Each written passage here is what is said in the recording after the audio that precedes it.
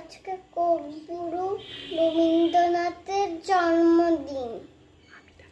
আমি তাকে জানাই প্রণাম। এখন একটি ছড়া বলবো।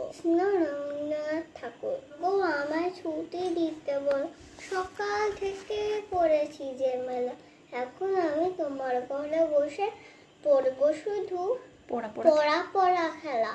তুমি বলছো দুপুর এখন শোবে, না হয়ে যেন সত্যি হলো তাই। দিনও কি দুপুর বেলা হলে বিকেল হলো মনে করতে নাই। নমস্কার।